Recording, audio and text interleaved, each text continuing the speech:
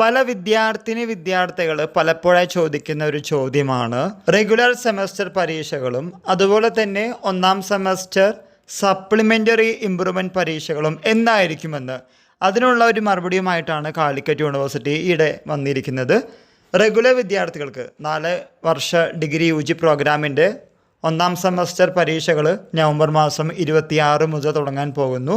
Then improvement supplementary ഒന്നാം semester പരീക്ഷകൾ നടക്കാൻ പോകുന്നത് 2025 ജനുവരി 1 മുതലാണ്. പല വിദ്യാർത്ഥികളും ചോദിച്ചതുകൊണ്ടാണ് പറയുന്നത്. സാധാരണ റെഗുലർ സപ്ലിമെൻ്ററി ഇംപ്രൂവ്മെൻറ്റ് പരീക്ഷകൾ ഒരുമിച്ചിട്ടാണ് നടത്താറുള്ളത്. എന്നാൽ ഇക്കൊല്ലം മുതൽ അങ്ങനെയല്ല, കുറച്ച് വ്യത്യാസം വന്നിട്ടുണ്ട്. ആദ്യം നടക്കുന്നത് റെഗുലർ വിദ്യാർത്ഥികളുടേതാണ്, അത് 4 വർഷ ഡിഗ്രി പ്രോഗ്രാമിൻ്റെ.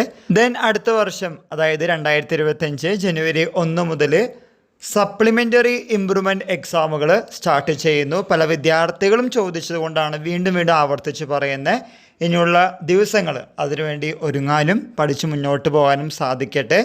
2 ഘട്ടങ്ങളിലായിട്ട് പരീക്ഷകൾ നടത്തുമ്പോൾ പല വിദ്യാർത്ഥികളും അറിയാതെ പോകുന്ന ചില കാര്യങ്ങളുണ്ട്. അതുകൊണ്ടാണ് നമ്മൾ വീണ്ടും ചെയ്യുന്നത്. മറന്നു പോകരുത്. പരീക്ഷ ടൈം ടേബിളും പഠിക്കാനുള്ള കാര്യങ്ങളുമായി മുന്നോട്ട് പോവുക. 3 വർഷ ഡിഗ്രിക്കാരുടെ പരീക്ഷയാണ് 2025 ജനുവരി 1 മുതൽ. എന്നാൽ റെഗുലർ വിദ്യാർത്ഥികളുടെ 4 വർഷ ഡിഗ്രി UG പ്രോഗ്രാമിൻ്റെ പരീക്ഷകൾ നവംബർ മാസം 26 മുതൽ തുടങ്ങാൻ പോകുന്നു. അപ്പോൾ ആ ഒരു വ്യത്യാസം മനസ്സിലാക്കി മുന്നോട്ട് പോവുക. എല്ലാവർക്കും ഒരിക്കൽ കൂടി നന്ദി, നമസ്കാരം.